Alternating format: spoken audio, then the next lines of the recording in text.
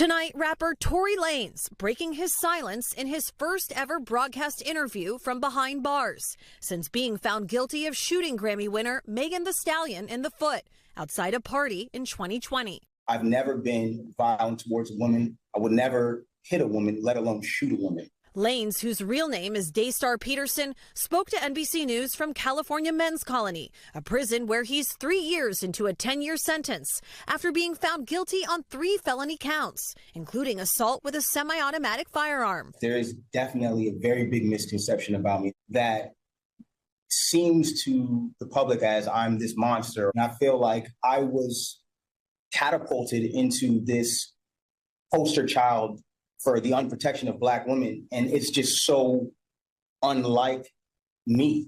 And I've never really had a chance to express that. But you can look at my criminal record. I don't have one. I never had one. And I feel like, that connotation that I would do anything of this monstrous proportion is completely incorrect and it's wrong. Lanez declined to testify during his 2022 trial. Do you regret not taking the stand?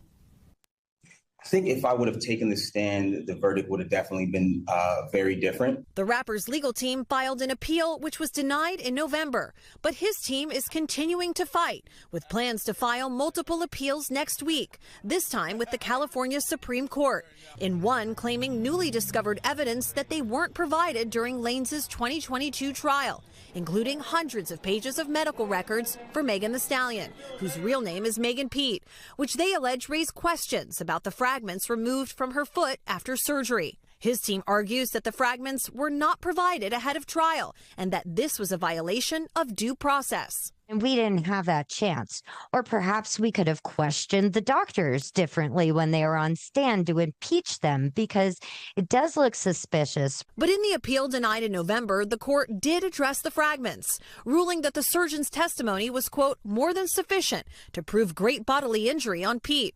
Proving something like this on appeal is tough. This is a really, really difficult appellate argument for defendants to prove, because they have to show if the evidence actually came into court, the jury would have found differently. It's an uphill battle, and it's something that often torpedoes any defense appellate argument. The Los Angeles District Attorney's Office and representatives for Megan Thee Stallion have not responded to NBC News' request for comment.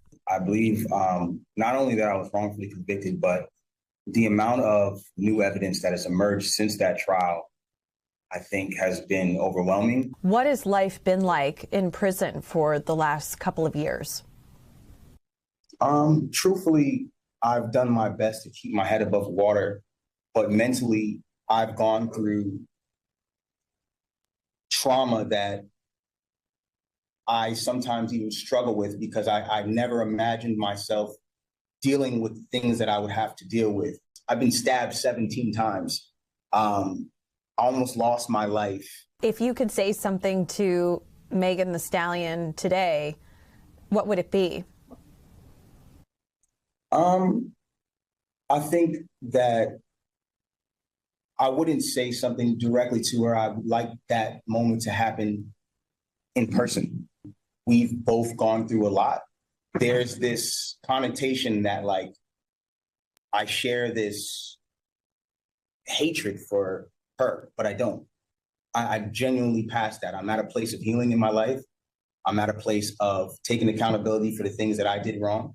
And when I talk about my case, I don't want it to be taken as me coming at her, because it's not that. I'm just asking for somebody in the system to look at my case and look at the evidence and ask if this was fair.